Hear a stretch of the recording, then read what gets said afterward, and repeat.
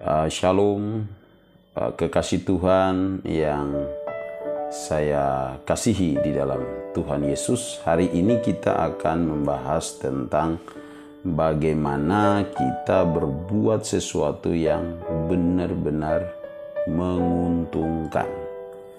Karena saat kita bangun dari tidur, pasti kita harus membuat satu keputusan, satu pilihan untuk kita harus memilih dan memutuskan apa yang harus kita lakukan, apa yang harus kita kerjakan. Saya ingin berbagi saja kepada semua kekasih Tuhan, karena setiap kita bangun pagi pasti kita harus membuat beberapa pilihan dan keputusan. Nah, saran saya adalah begini. Ada keputusan dan pilihan yang bisa menguntungkan, ada beberapa keputusan dan pilihan yang bisa merugikan. Nah, mulai kita memilah-milah. Kira-kira ketika saya memikirkan ini, saya memutuskan ini kira-kira menguntungkan diri saya dan menguntungkan orang lain atau tidak. Kalau misalnya itu menguntungkan, maka mulai lihat keuntungannya kecil atau keuntungannya besar. Kalau misalnya keuntungannya itu banyak, maka itu menjadi prioritas. Tapi keuntungannya sedikit, maka kita tidak boleh mengerjakan sesuatu yang justru membuang-buang waktu di dalamnya, dan akhirnya kita kehilangan sesuatu yang sebenarnya lebih banyak keuntungan di situ. Dan mulai menghindar dari keputusan dan pilihan-pilihan yang merugikan. Karena ketika kita memilih dan memutuskan sesuatu yang merugikan diri kita, maka itu hanyalah sebuah tawaran, godaan yang ingin membuat kita tidak mendapatkan sesuatu yang sangat menguntungkan kita. Alkitab berkata bahwa pergunakanlah waktu yang ada karena hari-hari ini adalah jahat. Bahkan di Yakobus mengatakan bahwa hidup kita seperti uap yang sebentar saja kelihatan lalu lenyap. Artinya hidup kita tidak lama, hidup kita sebentar. Sehingga jikalau kita disuruh membuat satu pilihan dan keputusan, pilihlah dan putuskan sesuatu yang tepat dan menguntungkan. Contoh, ketika Anda memilih untuk berolahraga, maka pastikan bahwa pilihan Anda itu menguntungkan atau tidak. Jikalau pertanyaan itu datang kepada saya, maka saya menjawab olahraga itu adalah keputusan yang menguntungkan. Karena yang pertama, dari segi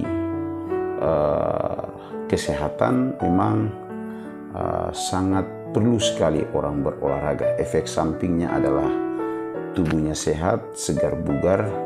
Otomatis ketika dia pergi bekerja juga gairah kerjanya akan muncul, energi positifnya akan kelihatan. Kemudian ketika dia ada di salah satu organisasi, dia ada di salah satu gereja, di dalam satu ibadah, dalam satu pelayanan, dia akan kelihatan fresh. Nah, itu dampak daripada olahraga. Jadi ketika dia rutin melakukannya secara otomatis, selain dia mendapatkan kesehatan, itu mencegah datangnya penyakit. Dan selain mencegah datangnya penyakit, pikirannya, perasaannya, emosinya, semuanya itu dapat tertata dengan baik saat orang berolahraga. Nah, jadi pilihan untuk berolahraga adalah pilihan yang menguntungkan. Kemudian, ketika kita memilih untuk beribadah, maka pilihan itu juga adalah pilihan yang menguntungkan. Kenapa? Karena ketika orang beribadah itu, maka pikirannya yang tadi lelah dengan segala pekerjaan dan dengan setiap kesibukan-kesibukan yang ada, di situ orang rentan untuk putus asa, marah, emosi, kecewa, dan lain sebagainya. Tapi ketika dia membawa hati dengan sungguh-sungguh beribadah kepada Tuhan, maka ada namanya siraman rohani. Di situ ada kesegaran. Ibaratnya orang pulang kerja lelah capek mandi air hangat. Wow, seger. Sebenarnya jiwa itu pun mendapatkan kesegaran saat orang datang sungguh-sungguh beribadah kepada Tuhan dengan hati yang tulus. Jadi ketika kita memilih dan memutuskan untuk ibadah, itu adalah keputusan yang menguntungkan. Dia menguntungkan dari beberapa sisi. Yang pertama, ketika orang beribadah kepada Tuhan, ada salah satu hamba Tuhan yang saya tidak sebut namanya, ada kalimat yang dia sering ucapkan. Ibadah itu juga adalah salah satu refreshing rohani yang ketika dilakukan secara rutin itu sangat berpengaruh bagi tubuh, jiwa, dan roh. Jadi efek daripada ibadah itu, orang dibuat fresh kembali. Dia seperti olahraga, namun dia di atas daripada olahraga manfaatnya. Sehingga Alkitab mengatakan olahraga itu berguna, tetapi ibadah berguna dalam segala hal. Saya tidak tahu kenapa sehingga Alkitab mengatakan bahwa dia berguna dalam segala hal, karena tentu itu mengandung janji untuk hidup hari ini dan hidup yang akan datang. Jadi memang ibadah itu memiliki pengaruh yang sangat dalam, sangat luas. Jadi ketika orang beribadah dengan tekun, dengan setia, akhirnya secara otomatis roh baik itu masuk di dalam hati, roh baik itu masuk di dalam pikiran. Akhirnya dengan tuntunan Roh Kudus, maka hidup orang itu perlahan-lahan bisa menyesuaikan diri dengan apa yang diinginkan oleh Tuhan yang dia sembah. Maka pilihan pertama olahraga, pilihan kedua adalah ibadah, itu akan membawa seseorang untuk secara otomatis akan membawa dia untuk menjadi orang yang bisa bekerja dengan penuh tanggung jawab. Dan secara otomatis juga dia akan menjadi orang yang bisa taat, baik itu di tempat kerja, bahkan dimanapun. Karena itu efek samping daripada olahraga dan beribadah. Maka saya sarankan untuk kalau buat keputusan atau memilih sesuatu, harus putuskan dan memilih sesuatu yang menguntungkan. Nah, biasanya orang nongkrong main handphone sampai 6-7 jam. Pertanyaannya, apakah itu menguntungkan? Kalau memang yang ditonton, apa yang waktu yang dihabiskan 5-6 jam dengan kondisi nongkrong itu, kita lihat apakah kita melihat sesuatu yang sifatnya menguntungkan atau tidak. Dalam tanda petik, misalnya yang kita tonton adalah sesuatu yang bermanfaat bagi pengetahuan kita atau menambah wawasan kita untuk lebih memahami hal-hal yang baik, dan ketika itu menginspirasi kita ya untuk dapat bersikap, bertindak yang lebih baik, silakan.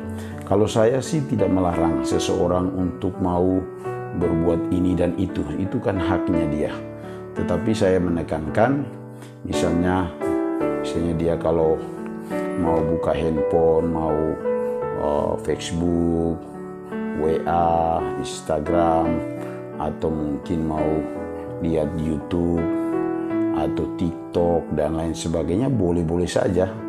Memang kalau kita lihat itu tidak terlalu bermanfaat, boleh, tapi jangan terlalu menghabiskan waktu kita untuk sesuatu yang tidak terlalu menguntungkan. Karena setiap keputusan kita itu akan berdampak di hari esok. Seperti gini, sekarang saya mau keluar rumah. Kalau saya memutuskan untuk membawa mantel, maka saya dalam posisi berjaga-jaga ada hujan, saya bisa menggunakan mantel itu, dan mungkin saya terjebak hujan tapi saya masih bisa jalan terus begitu. Karena saya sudah membuat satu keputusan. Tapi kalau saya memutuskan untuk tidak membawa mantel, maka saat hujan, maka saya harus berhenti dan tunggu hujan reda baru saya bisa berangkat. Kalau misalnya tujuannya ke kantor, saya paksa berangkat dengan kehujanan, maka saya pasti harus berpikir bagaimana saya nanti ke kantor dengan keadaan seperti basah kuyup gimana. Jadi setiap keputusan itu penting. Jadi buatlah satu keputusan yang betul-betul menguntungkan. Karena apa yang kita putuskan hari ini akan berdampak bagi kita di perjalanan ke depan. Seperti tadi saya katakan, kalau kita memutuskan untuk bawa mantel, itu keputusan yang tepat. Supaya kita lihat situasinya ini seperti musim hujan. Maka keputusan kita adalah keputusan yang tepat untuk membawa mantel. Saya pikir ini yang bisa saya sampaikan kepada kekasih Tuhan dimanapun berada. Semoga Tuhan Yesus memberkati kita. Shalom.